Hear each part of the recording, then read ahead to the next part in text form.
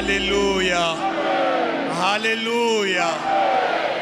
Ibingelela abagcotshwa ababuthene kanye nathi namhlanje uNkulunkulu esiphe isibusiso kuyisibusiso esizweni kuyisibusiso ebandleni uma uNkulunkulu eba nabantu athuma ebheka phakathi kwebandla azi inhliziyo zabo azi imphefumulo yabo ebese ethuma ebabheka abathande ebese babiza uthi uJesu mayehamba akazange abize nanoma ubani kepha kunalabo ababona wabathanda wababiza wathi kubo ngilandeleni ngiyonenza nibe ngabadobi babantu.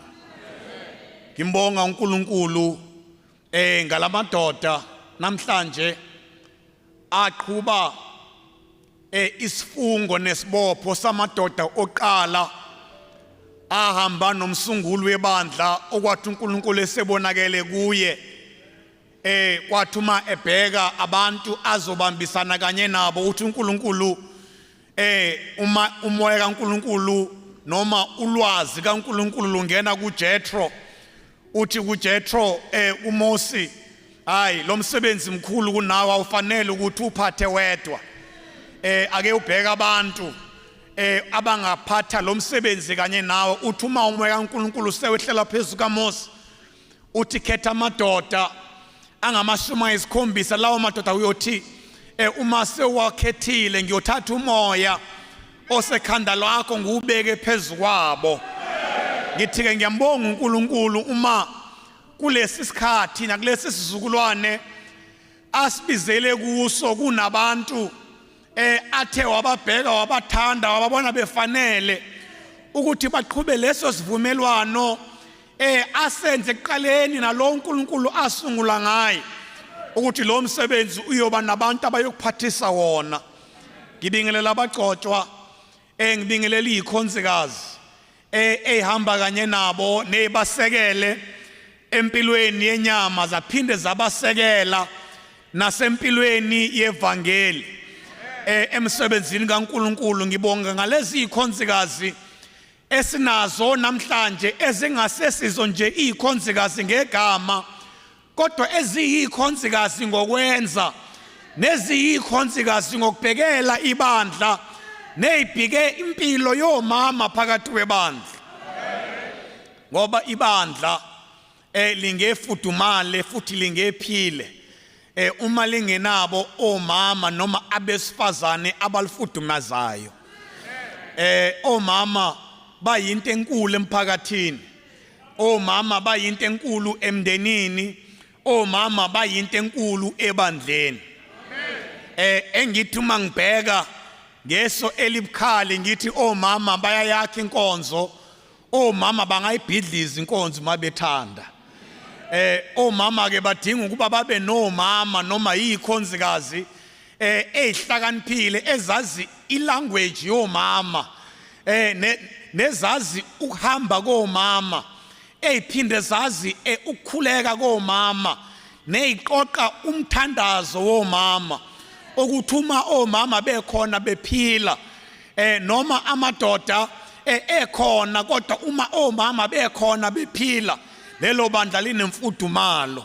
Ngibingelela izikhonzikazi uma ngibingelela izikhonzikazi ngibingelela omama bonke bebandla ngoba yibona abasekela impilo yebandla. Ngibingelela indlu yomoya indlu uNkulunkulu athe uma ebheka izindlu zonke njengoba uNkulunkulu wabheka ezindlini zika-Israyeli kepha phakathi kwezindlu zika-Israyeli ikhona leyo ndlu kaJuda uNkulunkulu okwathi uma esefuna ukuvusa ubukhosi wayivusa kuyo. Ngibingelela leyo ndlu uNkulunkulu athi uma ebheka lapho azokwakhela khona nalapho yabona phakathi kwesihlahla kukhona igatsha elithandwa inyoni ebese phakathi kwamagatsha onke ebese liqala lakhela isidleke kulo. Indlu ke uNkulunkulu athi uma ebheka lapho azobeka khona isidleke sakhe ebese khona echamisela khona amaqanda indlu yobuholi ngiyayibingelela ngibingelela amalunga nabafundikazi ngibingelela ababonisi ngibingelela ihambeli zonke zethu nebandla lonke likaNkulunkulu ukuthula makube nani nonke amen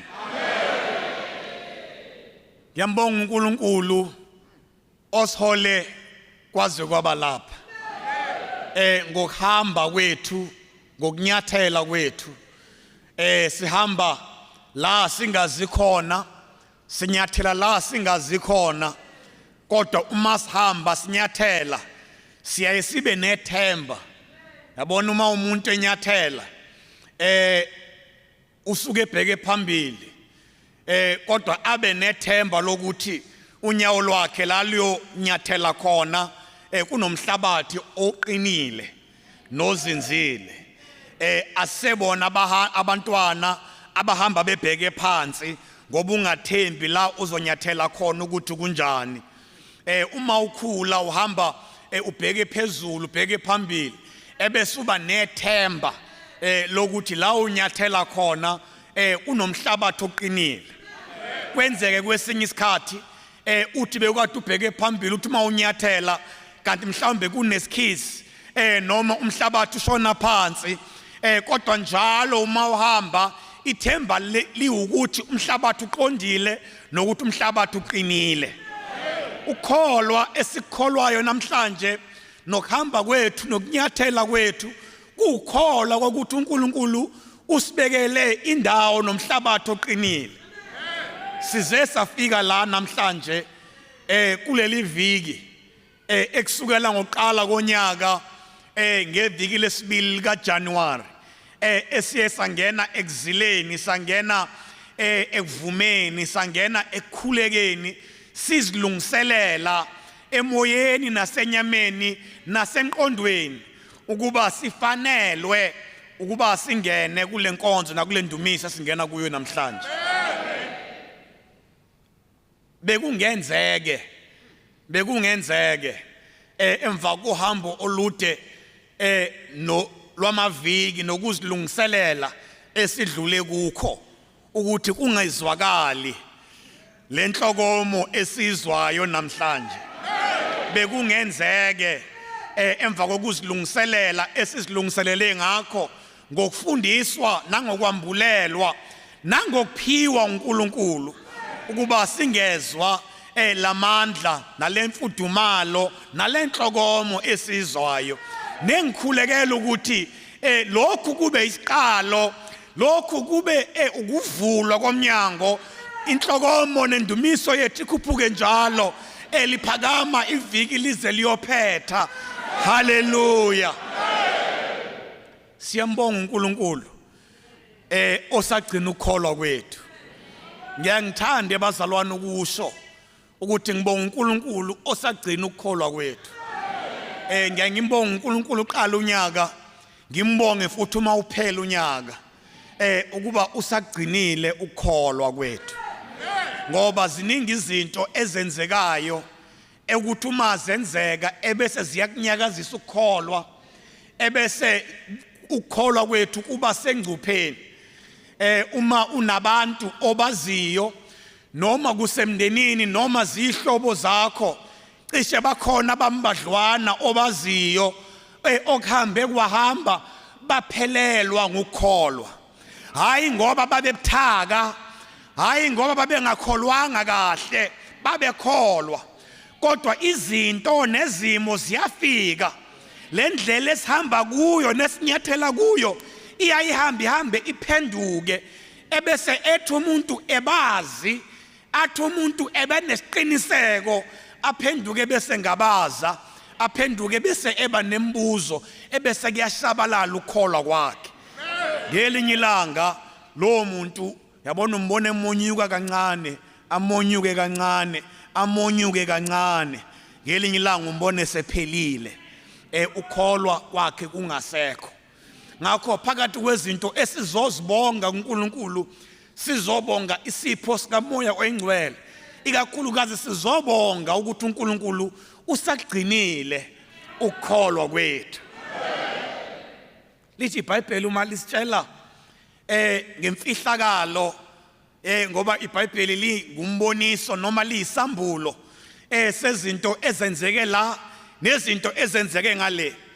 Lithi iBhayibheli uma lisambulela imfihlakalo yezinto ezenzeke ngale emfihlakalo kaNkulunkulu uthi uSathane ekhuluma noNkulunkulu.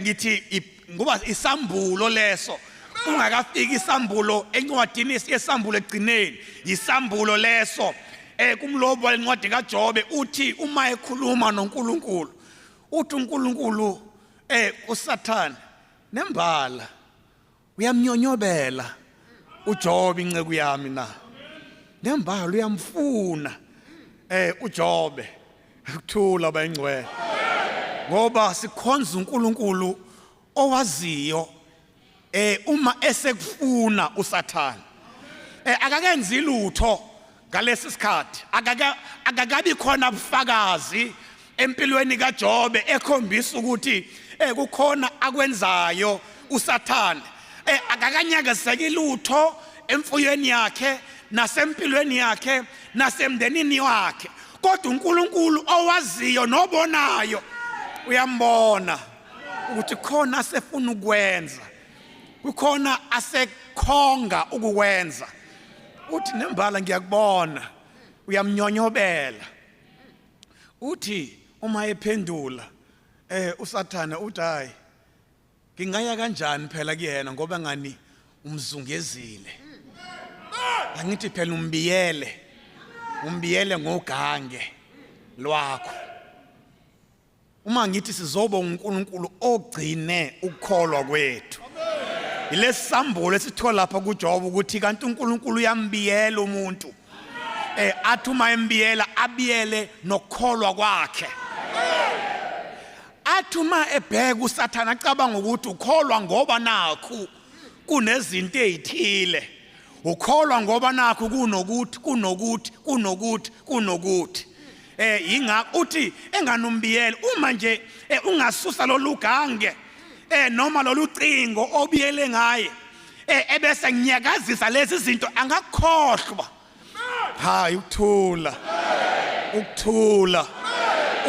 ebandleni elingcwele ngamanye amazwi uthi uSathane uthando lwakhe it is conditional usho njalo kuNkulunkulu challenging inkolo kaJobe uthi uthando lwakhe nendumiso yakhe it is conditional uma ungasususe nje kunyakaziseka empilweni yakhe angayeka nokukhonza akakuthandi ngamanye uthi akakuthandi lo muntu and that is a challenge uthi uNkulunkulu usho njalo uthi hayi kulungile akuhambe uyumnyakazise and so God removed wasusa lolo gange wathi akuhambe wenze njengokufuna kwakho it was to prove ngaleso sikhathi uNkulunkulu uyamethemba uJobe uyakwethemba nokukholwa kukaJobe kodwa ufuna ukuprova ukuthi uJobe akangikhonzi noma akakholwa ngoba nakho kunalezi zinto kodwa uyakholwa ngoba nginguNkulunkulu thule ebandleni elingcwele size la ngoba siyakholwa ukuthi unguNkulunkulu yebo esivikele yebo ebeke ugange yebo esiprotectile kodwa sikholwa ngoba enguNkulunkulu hayi ngoba sinezinto ongasho ukuthi lezo zinto azisolutho ezikhulu kithina ngoba umboniso wobukhona bukaNkulunkulu empilweni zethu kodwa sizothi namhlanje noma zingasuswa noma zinganyakaziseka kodwa ukholwa kwethu kusala kumile noma zingasuswa noma zinganyakaziseka kodwa ukholwa kwethu kusala kumile uthi uJesu uma ekhuluma embhalweni uthi ukuphila kwami ekhuluma ngokuphila kwakhe sekusondele isikhathi sokunikelwa kwakhe encwadini kaJohn 10 verse 18 uthi Jesu ukukholwa kwami noma ukuphila kwami ngiyakwendlala ngibambele yona John 10 verse 18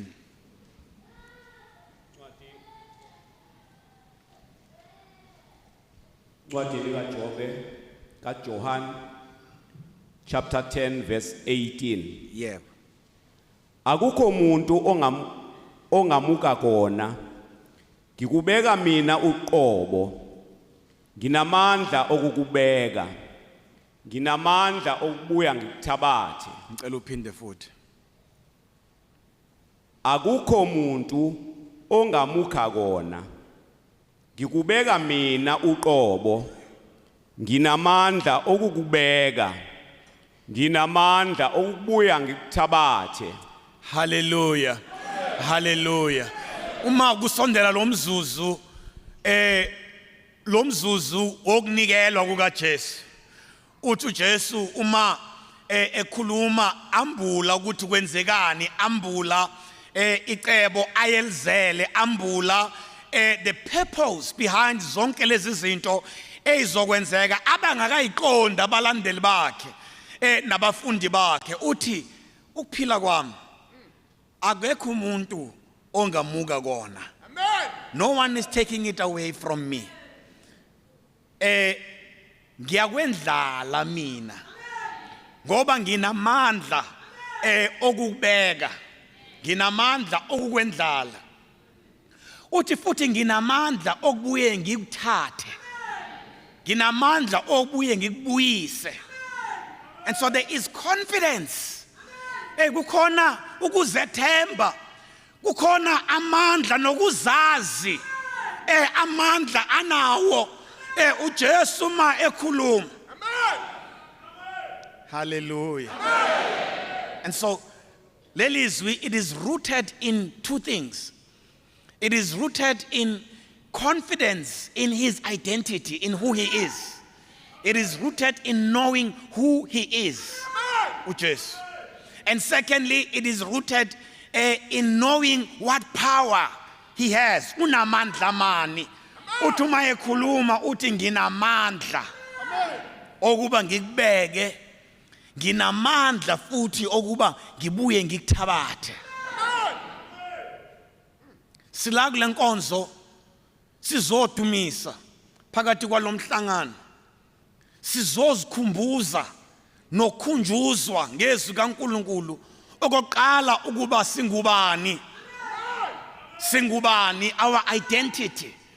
Ngoba eyona nto eyenza ukuthi umuntu ebesethamba noma aphelelwe ngamandla, njengoba ngisho ukuba khamba monyuke, umuntu athi usekhona kodwa usemonyukile, ingoba sekuphele ukuzazi kulowo muntu ukuthi ungubani. Uthi Jesu ma elungiselela ibandla elungiselela ukuhamba kwakhe, uthi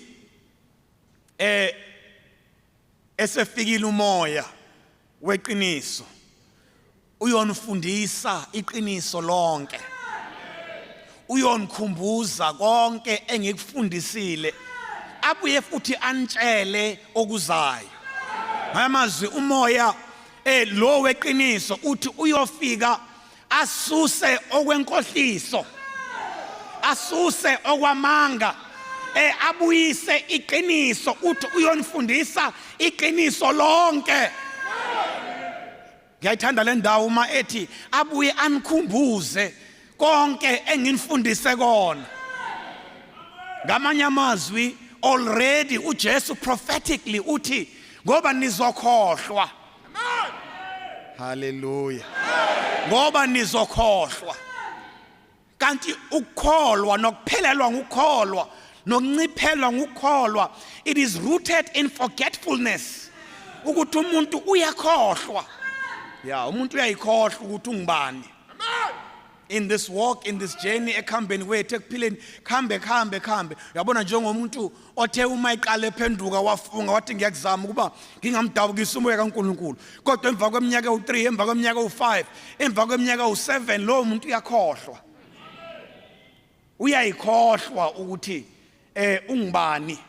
athi uPaul uma umuntu ekuKristu uyisidalwa esisha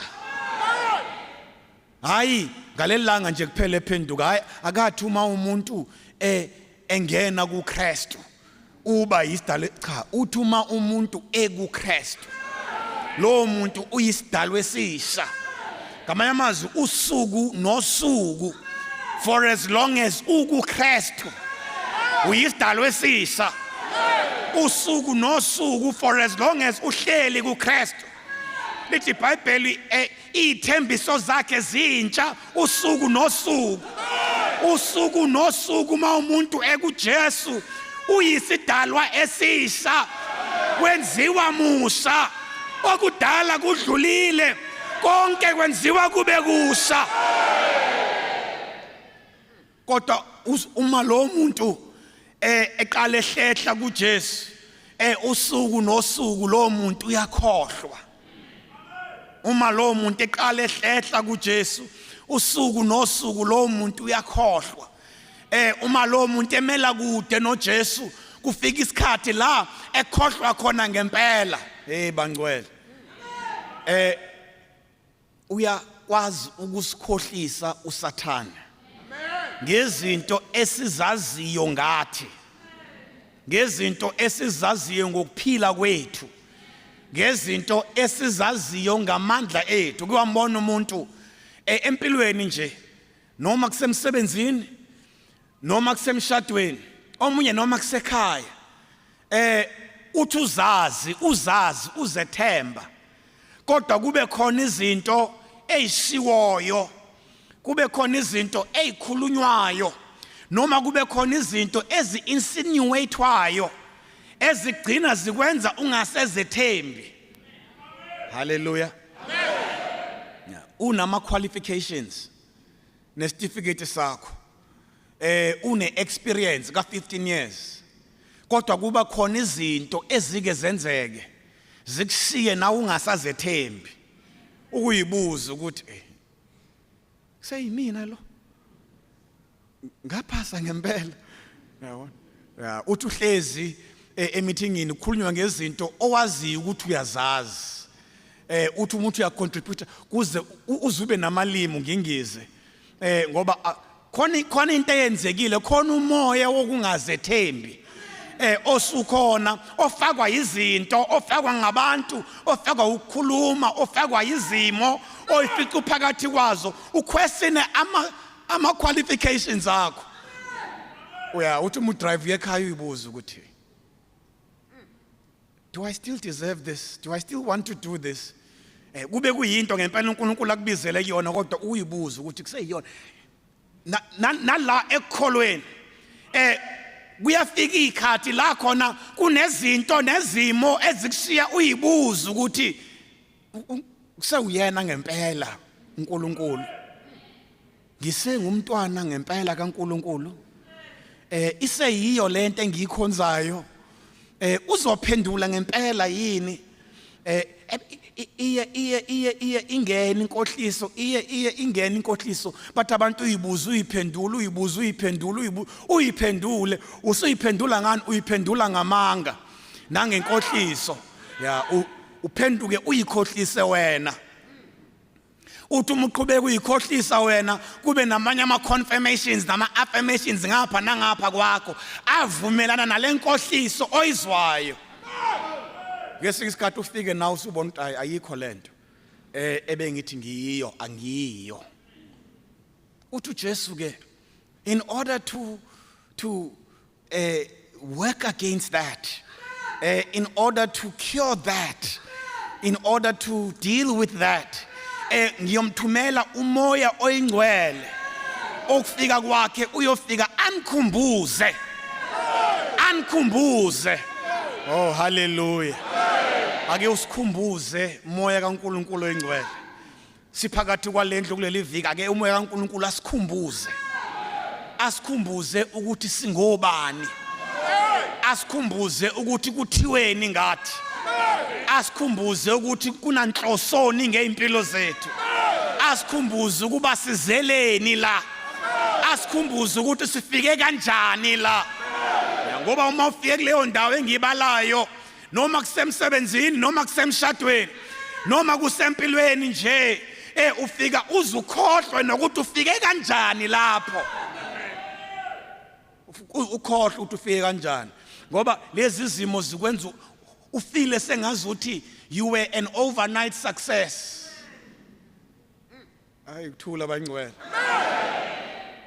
lezo zimo zikwenza ufile sengazuthi you were an overnight success baze bathi abantu kukhona an imposter syndrome it's a real syndrome an imposter syndrome is syndrome yokuthi ugcina uyibona sengathi umkhohlisi esengazi ukuthi ungumzenzisi ya kusho wena uma uyibheka uyibone sengathi ungumzenzisi nala ekholweni khona imposter syndrome uyibone sengathi ubuwazi ukuthi hey angifikanga la kalula angifikanga la ngoba bekulula angifikanga la ngoba kwavotwa angifikanga la ngoba ngabamba ama shortcut ngifike la kanzima ngomsebenzi owenziwe esiphambanweni kodwa ukuthi uma kufika lo moya wenkohliso uyibone sengathi uyi-imposter nawe ukuthi hey mhlawumbe angikholwa ukuthule bandlene lengcwele uthi uJesu nginamandla okubeka phansi nginamandla futhi okuba ngibuye ngikuthabathe uma umoya engcwele efika wezela ukuzosikhumbuza amandla esinawo wazela ukuzosikhumbuza amandla esinawo hayi enyameni kodwa amandla esinawo emoyeni ngoba uzele ukuzosambulela okusemoyeni kungenzeka ukuthi uhlezi la you've been disempowered empilweni you've been disempowered professionally you've been disempowered relationally you've been disempowered socially you've been disempowered spiritually uJesu ma ethembisa umoya engcwele akezanga nje kuzosithokozisa just for a feeling of joy kodwa uzele ukuzosinikeza nokuzosibuyisela lawo mandla ukuthi sazi ukuba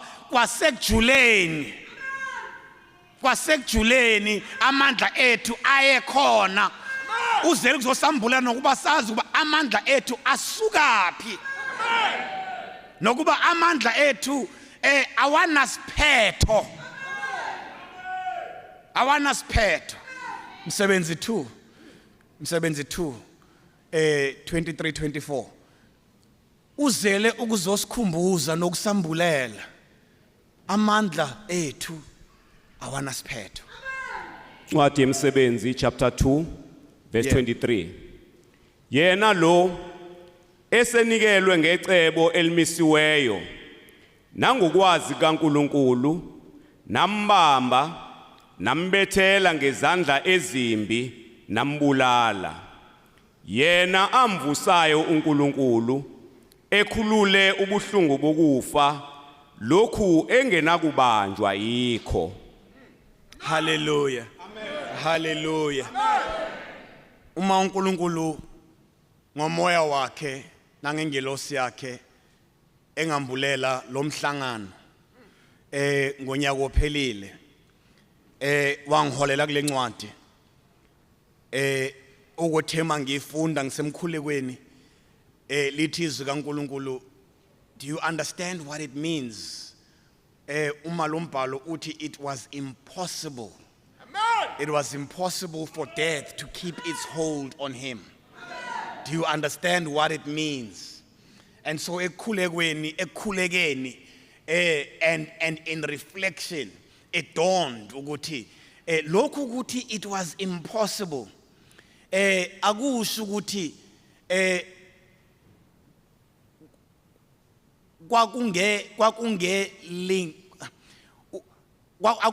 akusho ukuthi kwakungezanywe akusho ukuthi kwakungezanywe lokhu ukuthi it was impossible akusho ukuthi uJesu enyameni wayengena kufa ngoba wafa uJesu kodwa lokhu ukuthi it was impossible uthi ingoba kune foundation ethile ingakho ngiqala ngaphezulu ku23 ngoba uma ekhuluma uPetro uthi lo enambamba namnikela ngokwecebo elalaziwa ngaphambili ngokwecebo elalaziwa ngaphambili ngamanye amazwi yonke into it was orchestrated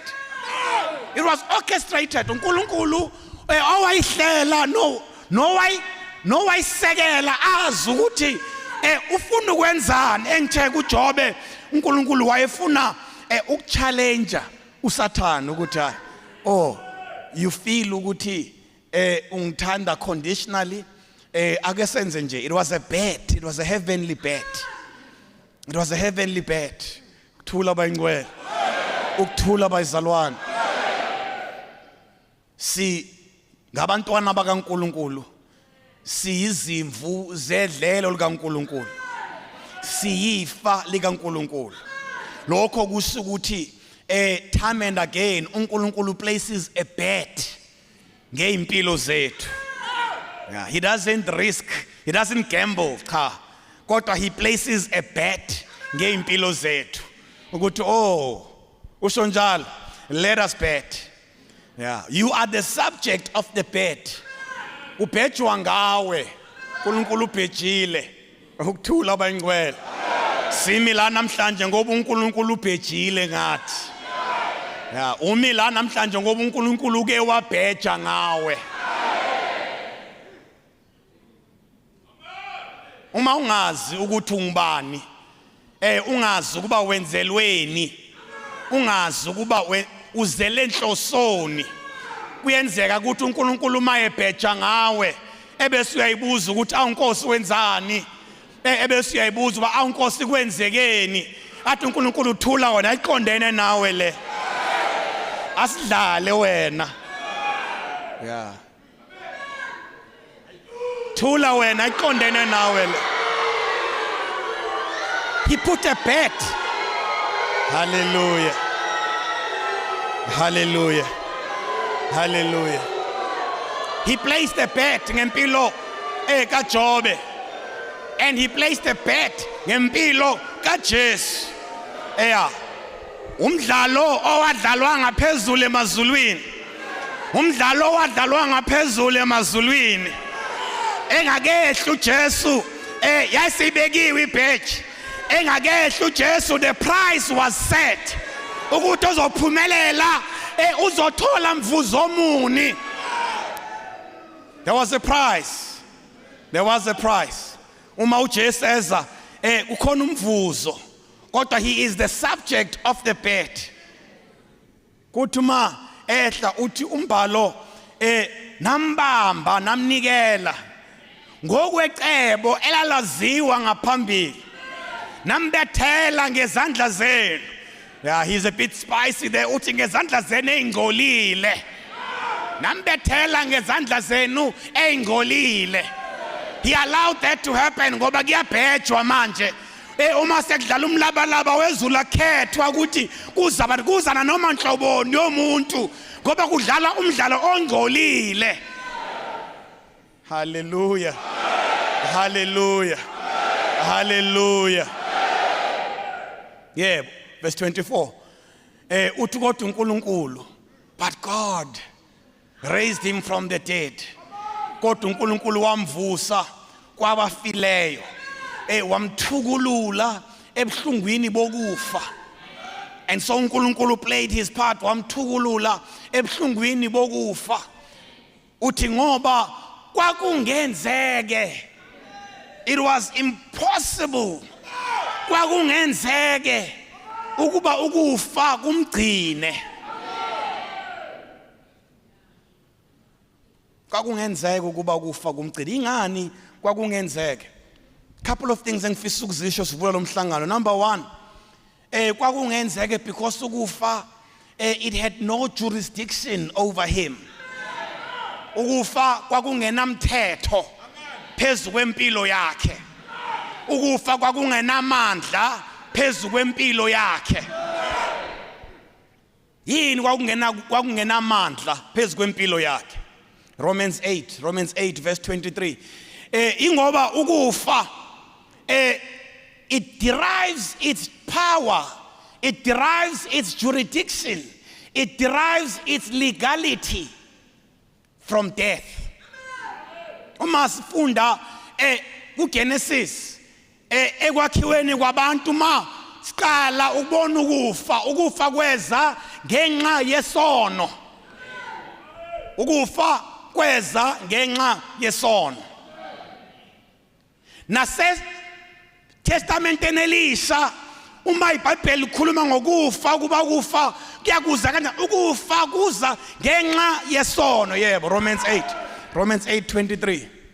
Ncwadi yamaRoma chapter 8 verse 23. Asikho lokhu kodwa kepha nalabo abanolibo lukamoya ngisho thina uqobo siyabubula sihlalela ukuma kwabantwana ukukhululwa komzimba wethu. Hallelujah. It's Romans 6:23 rather. Yep. MaRoma 6 verse 23. Yep. Ngokuba inkokhelo yokona iukufa. Yep. Kepha isipho sikaNkuluNkulu siukuphila. Ngicela uyiphinde. Ngokuba inkokhelo yokona iukufa. Kepha isipho sikaNkuluNkulu siukuphila okuphakade ngoJesu Kristu inkosi yethu. Hallelujah. Ngokuba inkokhelo yokona umvuzo wokona ukufa. That was set in the foundations zokufa. When death was given its power, when death was given its legality, when death was given its status, when death was given its existence, it came as a result of sin. And it was a reward ukuba uma umuntu ona eqhubeka ona umvuzo nesiphetho ukufa. Hallelujah. Hallelujah. Hallelujah. Ingakho uma uJesu ezonikelwa kukhona impikiswane khona phakathi kwabantu abamile nabantu abamaziyo uJesu kuthiwa wenzeni bathi makabethelwe bathi wenzeni ingoba lokhu kufa azonikelwa kukho kungumvuzo weqala elithile umuntu alenzile. Bathi wenzeni what is it lento ayenzile justify ukuba abethelwe ne justify ukuba afe bathi makabethelwe. Uthi umbhalo ngoba yini ngoba ukufa kungumvuzo wokona. Hallelujah.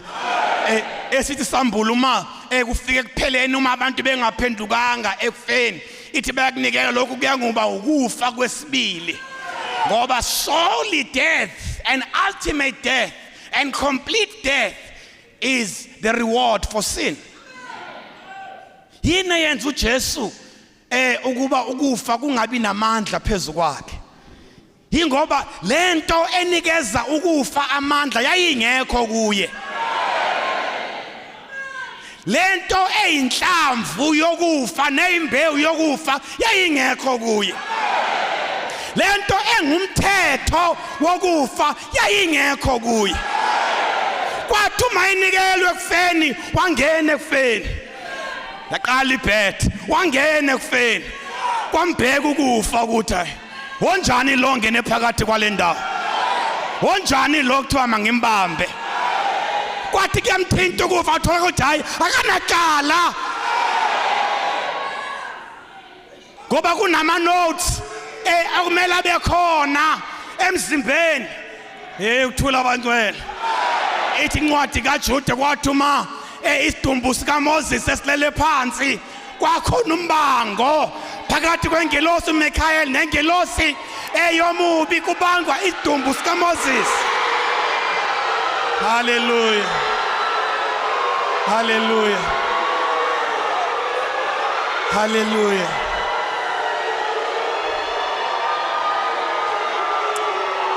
Hallelujah.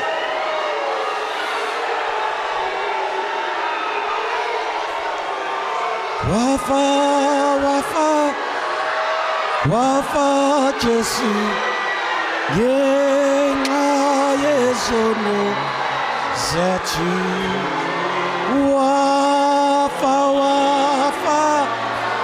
wafa Jesu ngenxa yezono set you lelo gazi lika Jesu lingu mthombo wabangcwele lelo gazi lika Jesu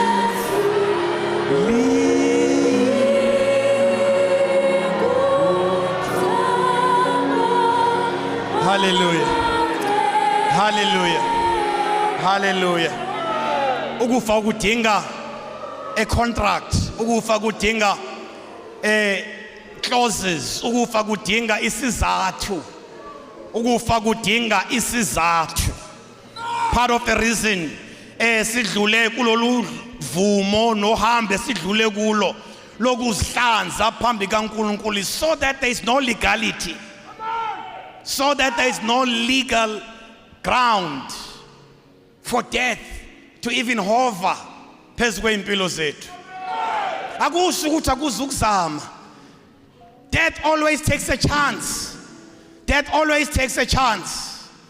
Kodwa uma ungakunikezi indawo, uma ngikhuluma ngokufa ngikhuluma ngethuna, uma ngikhuluma ngethuna ngikhuluma ngezimo ezike zifike ezingukufa. Fear, ukwesaba, fear. Fear is death, fear is a grave. Abantu abangena kuye uthi David kuma Psalms 23 uthi noma ngihamba esigodini sethunzi lokufa angikwesaba, noma ngihamba esigodini sethunzi lokufa. Hallelujah. Hallelujah. Kulombhalo uDavid usitshela ngethunzi, the shadow of death. Ngamanye amazwi usitshela ukuthi khona ukufa. Kodwa oftentimes esikubonayo thina njengabantu esihambayo sibona isithunzi sokufa. Ukufa khona, kodwa sibona isithunzi sokufa. Uma ke umuntu ephelelwe ukuzazi namandla anawo, lo muntu uthuswa isithunzi sokufa. Hayi ukuthula wangcwele. Thule bandleni kaNkulunkulu. Ezinye zezinto uSathana azenzayo endleleni lezi ukuthi ngiyazi ukuthi laba anginamandla phezulu kwabo, kodwa I just want to throw a shadow phezulu kwabo. Ngifuna ukuletha nje isimo sokufa.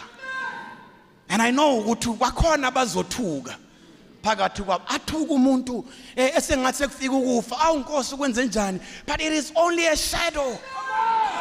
It is only a shadow. You know where that comes from? It comes from imkhuba kaSathane of intimidation.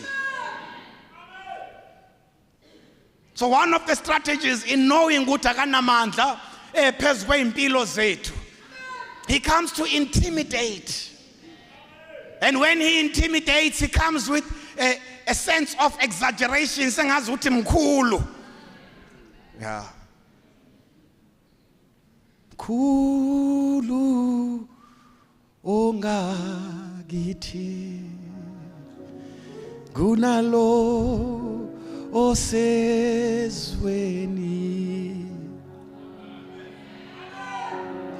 mkhulu ongakithi kunalo osezweni. Umusa ukhohliwe ukuthi mkhulu lo ongakuwe kunalo osezweni. Uthi uma evela nobukhulu bakhe, evela evula amaphiko akhe, wena wabona kuzamankentshane, evela nesimo obukade ungasilindele, evela nendlala, evela nokugula, evela nento engaka obukade ungayilindele, ubona sengazi ukuthi uNkulunkulu mncane kunalesi simo. Kodwa mkhulu ongakithi kunalo osezweni,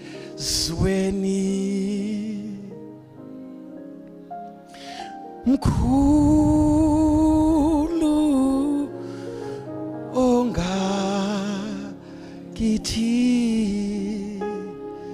kunalo osezwe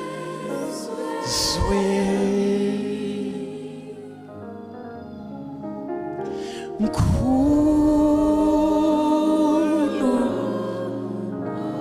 ongakithi kunalo osezwe. Hallelujah, hallelujah. Ngithi uma ingelosi yomubi ibanga isidumbu sika Moses ngoba kufuneka the spiritual legacy yezinto ezingcwele ezikaNkuluNkulu. Uma uhamba ebungcweleni kaNkuluNkulu, even your body becomes it is worth it. Yeah, it is worth it. Uma ngabe uhamba ebungcweleni bukaNkuluNkulu, uma ngabe uhamba kuKristu, noma ungasekho umoya wakho, even your body. Khona abantu sathana athi nje uma ngathola umzimba wakhe, umzimba nje wakhe, lo kuyoba into enkulu. Uma ngathola nje noma impahla nje yakhe, kuthi uJesu esesiphambanweni elenga kwathi uma uphuma lo umoya wakhe ngalomzuzu kuthiwa babelana nangeimpahla zakhe. Ngoba kubangwa the spiritual legacy, the divine legacy yezinto zakhe. Uma siphila njengoba siphila, imizimba yethu nempahla yethu, they are part of the game. They are part of the game. They are part of the pledge. They are part of the bet. Afuna ukuthi noma ngeke ngumthola umoya wakhe nomphefumulo ngoba usibophezele kuJesu. Kodwa uma ngathola nje, mangathola nje ngokijima nayo emgaqweni yonke ngihambe ngibabaza ukuthi nangu phela benithungo kaNkuluNkulu nangu phela, as proof yokuthi there is some victory. Uthi David kodwa noma ngihamba esigodini and there is a shadow of death, uthi angikwesaba okubi ngoba wena unami. Angikwesaba ukwehlelwa ngokubi ngoba wena unami. Amazwi, it is, I know uma ngibona isithunzi sokufa, I know ukuthi it is because there is light. Asiveli isithunzi uma kungekho ukhanya. I know kuba there is light that is shining above. Yiyo leyenza ukuba ngibona isithunzi. Kodwa isithunzi asinamandla phezulu kwami. Kuthi ukufa, it could not grab him. Kwakuthi uyaphunyuka. Abakuthi kuyaphunyuka ngoba asikho isizathu. Awukho umthetho. There is no legality. Secondly, the reason ukufa kwakungenamandla phezulu kwakhe.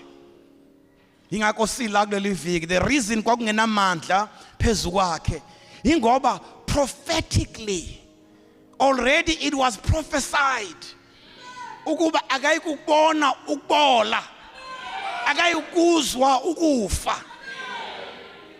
Psalm 16. Yeah.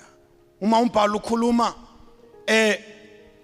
bathi ababekhona bacabanga ukuthi ikhuluma ngoDavide, kodwa uDavide wafa, wakubona ukufa, akazange avuke, kodwa kwathuma kufika uJesu. Psalm 16 verse 10 kwayila kugcwaliseka khona leso prophet. Yebo, Incwadi yeHlabelelo chapter 16 evesini la10. yebo. Ngokuba ayukushiya umphefumulo wami eShiwoli, unganikeli oyingcwele wakho abone ukubola. Yebo. Wongibonisa indlela yobomi, ubuningi benjabulo kusebusweni bakho, izintokoziso sesandleni sokunene sakho. Hallelujah. Ube ngunaphakade. Hallelujah. Hallelujah. Hallelujah. Uthi akayikuvuma, akayikushiya umphefumulo wami eSholi. He will not abandon me in the grave. He will not abandon me in the grave. Uma sila namhlanje sizothi icebo likaNkulunkulu lingevinjwe. Icebo likaNkulunkulu lingevinjwe. Akhathala ukuthi usizama kangakanani, akhathala ukuthi ngesizulu sala eThekwini bathi usikheqa kangakanani, kodwa icebo likaNkulunkulu lingevinjwe. Akhathala ukuthi sidileya kangakanani, kodwa angeke siphelele ethuneni, ngoba uthembisile kulotshwe eyiprofethweni ukuthi akake ushiya umoya wami ethuneni, futhi akake uvumela ukuba ongcwele wakhe abone ukubola.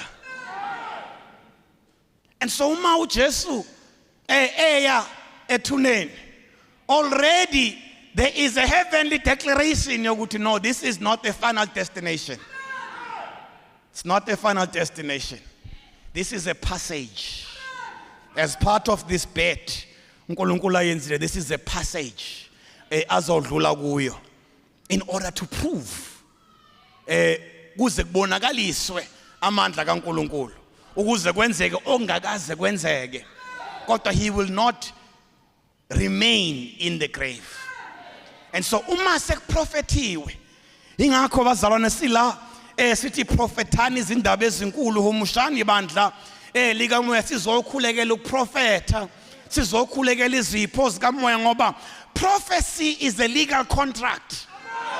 Athi umgcotshwa kwavuka isiprofetho esasehle 600 years ago. Prophecy is a legal contract. Prophecy is a title deed engenakushintsha. Ukuthi uma umuntu efika esimweni, uma ephakamisa isiprofetho, kumele izimo igudluke. Asikho isimo esingaphezulu kwesiprofetho, kumele izimo zigudluke. Yeah. And so as we pray, kumele uNkulunkulu prophesy over my life, speak over my life, khuluma empilweni yami. Oh, thula bayingcwele, thula bayingcwele, khuluma empilweni yami, ngoba ngifuna ukuthi uma kufika isimo, ngifuna ukuthi uma kufika isimo ngingabakazi ukuthi kuthiweni ngalezi zinto, kodwa ukuthi uma kufika isimo ebese ngithi but there is a word of prophecy. Elithi izwi kaNkulunkulu alikubuyele emuva lingawufezanga umsebenzi walo. Ngisho nokufa akunamandla phezu kweprophecy. So what made it impossible ukuthi uJesu uthe uma ingena ethuneni ungena nesiprofetho, ungena nesiprofetho esiphethe ethuneni, kuthi ukufa makude ha akana sono, uma kuthi ha kunesiprofetho, ngena phi ke mina? And because of that, it was not possible. Nanoma kwaseqediwe kodwa it was not possible for death to hold him, ngoba that which he carried was bigger than it. It literally had to spit him out. Ukuthi you don't belong here. I have no power over you. Sibandla likamoya oyingcwele kulomhlangano esingena kuwo, engibonga uNkulunkulu ngawo. Now uma uJesu eyinhloko yebandla, as the Bible says he is, uma uJesu eyinhloko yebandla ayengena kubanjwa ngokufa, kangakanani umzimba wakhe. Uma inhloko ibingena kubanjwa ngokufa, umzimba kawunakubanjwa ngokufa. You cannot resurrect the body, the head, and the body is not resurrected. The fact that the head was resurrected means the body follows. The body follows. The body does not need anything else and anything new, it follows. Uma uJesu thi wavuka wakunqoba ukufa ngokuvuka, we follow. sizela namhlanje sizokhuleka sivala lolu sura namhlanje sizokhuleka kuNkulunkulu ukuthi lezi zimo ezike iqhamuke imemeze lezi zimo ezike iqhamuke ihlebe lezi zimo ezike zisenze singabaze lezi zimo ezike zikhulume nathi kube sengathi ukukhuluma yena umoya kanti khuluma isimo noma khuluma imimoya ephikisana necebo likaNkulunkulu ngeimpilo zethu ake umoya kaNkulunkulu sikhumbuze singobani. There is no ego, there is no arrogance in that. There is just the knowing. Sometimes people think when you know who you are being arrogant. There is just the knowing. The church needs to know who it is. Let me say it differently. The church needs to know who she is. And the church needs to stand in her power. That's all that we need to do. That's all that we need to do. Kalezi ikhathi zokuphithana kweinto zonke at a bigger scale and at a local level in our own personal lives. The believer needs to know who he is. You need to know who you are. And you need to stand in your power. It is not yours. It is the power that was given to you. Uthi Jesu mayekhuluma ngomfanekiso wamathalenta. Uthi inceku uthi inkosi yanikeza inceku amathalenta ayisihlanu. Yanikeza enye inceku amathalenta amabili. Yanika enye inceku ithalenta elilodwa. Yahamba uma ibuya emva kwesikhashana yabiza inceku zayo. Uthi yabiza inceku yokuqala eyayinikezwe amathalente amahlanu. Ithi ake uveze ukuba wenzeni ngamathalente enginikeze wona. Ithi inceku awunkosi lamathalente onginikeze wona ngiye ngagijima ngaya ngawaphinda phinda. Ngibuye namanye ayisihlanu senginamathalente ayishumi. Uthi awu nceku enhle nethembekile. Ngena ekujabuleni kwenkosi yakho. Wabiza inceku eyayinikezwe amathalente amabili. Nayo futhi inkosi wanginika amathalente amabili ngiye ngahamba ngawaphinda phinda. Ngabuya namanye futhi amabili. Awu nceku ethembekile ngena ekuthokozeni kwenkosi yakho. Kwabizwa le yanikezwe ithalente elilodwa. Kuthiwa le eyayinikezwe ithalente elilodwa kwathuma inikwa leli talente yabona ukuthi hayi ngiyazi ukuthi inkosi yami iyathanda ukuba ivune la engatshalanga khona. Ithi yalithatha leli talente yahamba yalithukusa. He dug up a hole in the ground walthukusa walgqiba. Uma inkosi ibuya ithi liphi talente engikunikeze lona. Uthi ankosi ngiyazi ukuthi when uyavuna la ungatshalanga khona. Ngakho ngiye ngasaba. Hallelujah. Uthi ngiye ngasaba ngalithatha le talente ngahamba ngayolumbela ngalifaka phansi. Nanti talente lakho. Ithi inkosi awu uma ngempela bewazi ukuthi ngiyinkosi evuna la engatshalanga khona ngawusabe kakhulu ukuthi ngiyothi uma ngibuya ngifumane ungenzanga lutho. Uthi ngalokho ke la thatha le talenta lanikezwa kulona amathalenta ayishumi. Uthi makalahlwe lo. Now la ngikhona ibandla likaNkulunkulu nempilo yebandla likaNkulunkulu injengalama talenta. Already in it there is a spirit of multiplication. Already in it there is a spirit of multiplication. Already in it there is a spirit of progress. Already in it there is a spirit of growth. Already in it there is a spirit of resurrection. All that it requires ukuthi abakulo noma abakholwayo must put that to use. But already in it wabona njengemali njengemali already in it, noma ngabe iphepha noma ngabe isiliva, there is inherent value in it. Ebandleni there is inherent value. Empilweni yakho there is inherent value. Uma ngithi ima ekuzazini kwakho, ima emandleni akho, ingoba already there is value without you doing anything. It is proclaimed, it is printed in you. And all that you need to do is just put yourself in a position where God needs to do what God needs to do. What God has legally declared needs to happen. And leave the rest to Him. Nengikhulekele ukuthi kuleli viki uNkulunkulu asondeza kulo. May we experience great power. May we experience resurrection. May we experience coming out of izinto that set us back, izinto that limit us, izinto that make us believe what is not, izinto that make us look down on what God has done or is doing in our lives.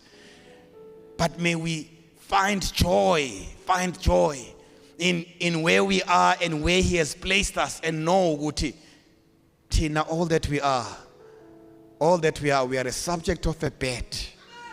And the one who has pledged, ngathi, has an intention to win the war.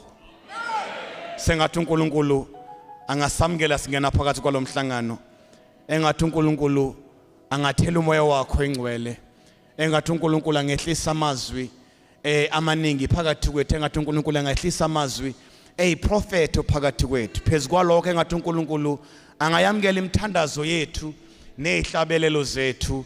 Kuthi uma liphela isonto sibe siphakanyisiwe, sivuselelwe emoyeni, ukuthula ebandleni kaNkulunkulu elingcwele.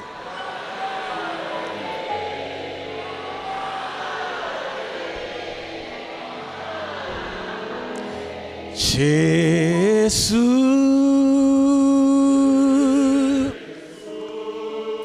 Jesu,